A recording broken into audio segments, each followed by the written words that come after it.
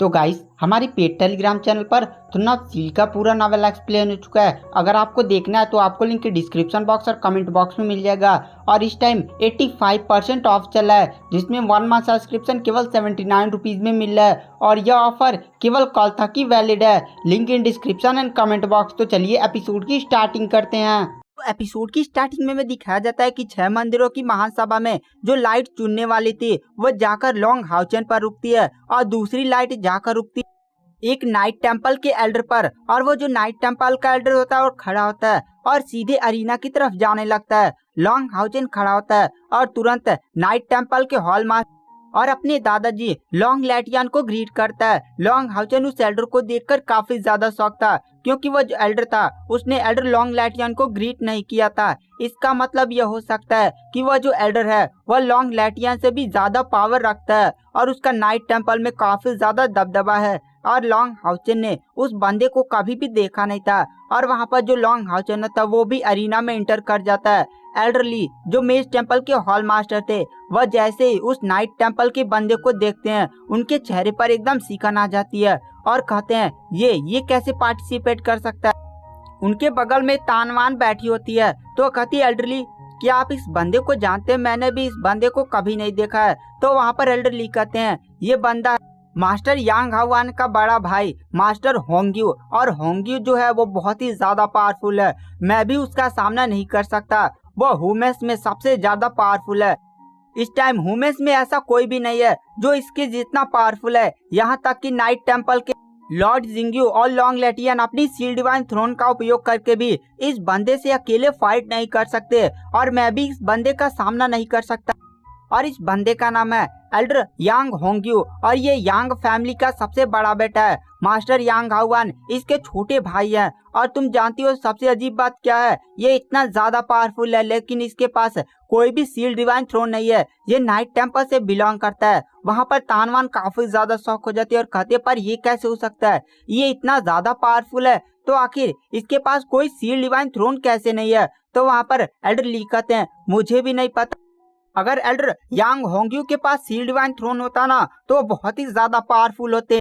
वह second daemon God और third daemon God emperor से आसानी से लड़ सकते, लेकिन उनके पास इस समय सील डिवाइन थ्रोन नहीं है। मुझे भी नहीं पता, मुझे लगता है कि शायद इन्होंने सील डिवाइन थ्रोन को रिजेक्ट कर दिया था। तो वहाँ पर तानवान कहते क्या सील डिवाइन थ्रोन को रिजेक्ट कर दिया था? तो वहाँ पर एल्डर ली कहते हैं हाँ।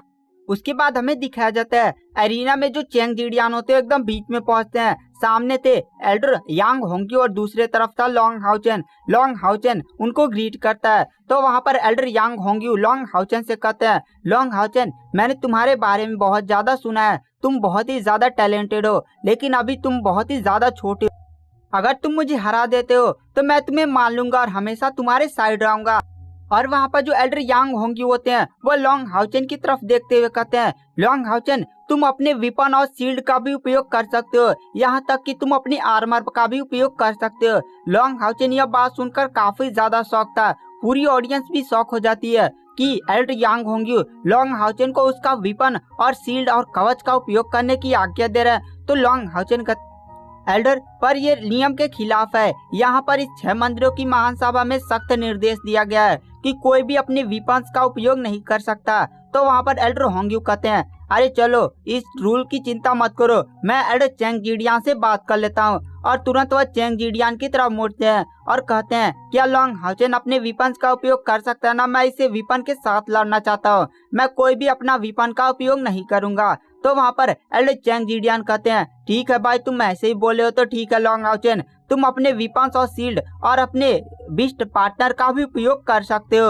उसके बाद हमें दिखाया जाता है लॉन्ग हाउचेन कहता है ठीक है और तुरंत अपने स्वॉर्ड ऑफ नेचर को समन कर लेता है और उसके दूसरे हाथ में होता है the divine snail of sun and moon की शील्ड। और तभी लॉन्ग हाउचेन अपने पास से एक स्टार निकालता है और उस स्टार में तुरंत वहाँ पर स्टारलाइट यूनिकॉर्न को समन कर लेता है। स्टारलाइट यूनिकॉर्न भी इस समय काफी ज्यादा पावरफुल हो चुका था। लॉन्ग हाउचेन के इन सारे विपन्स को देख एल्डर यांग होंग्यू कहते हैं क्या बात है, तुम बहुत ही ज्यादा टैलेंटेड हो।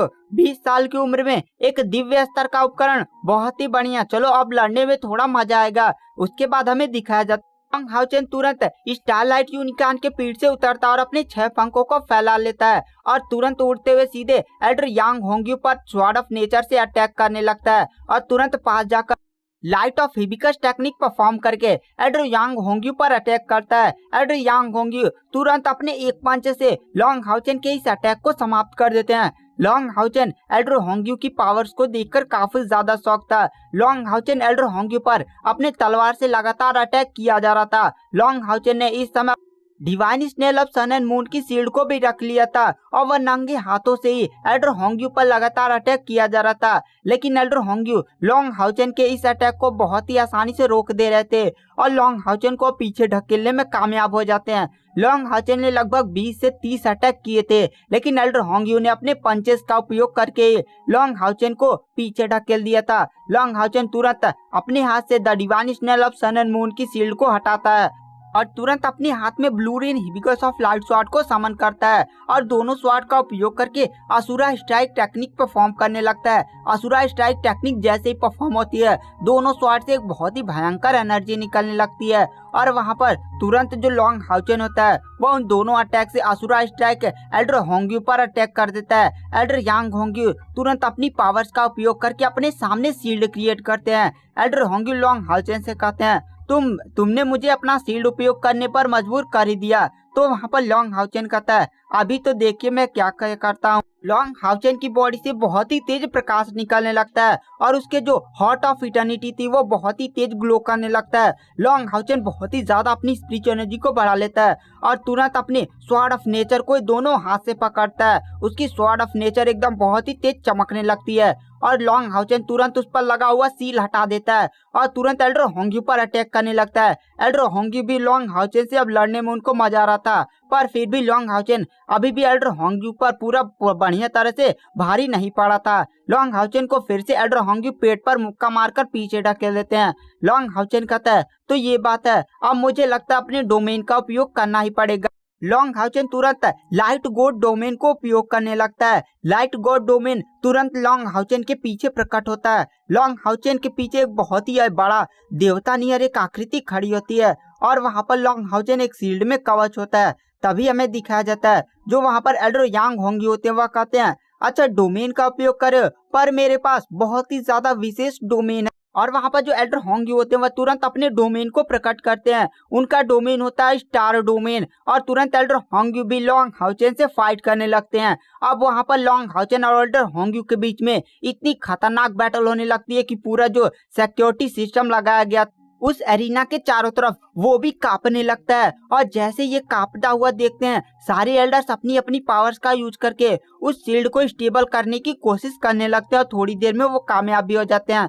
लॉन्ग हाउचेन और एल्डर होंग्यू दोनों अपने डोमेन के साथ इतना भयानक युद्ध लड़ रहे थे कि पूरा सिक्योरिटी सिस्टम भी हिल रहा था।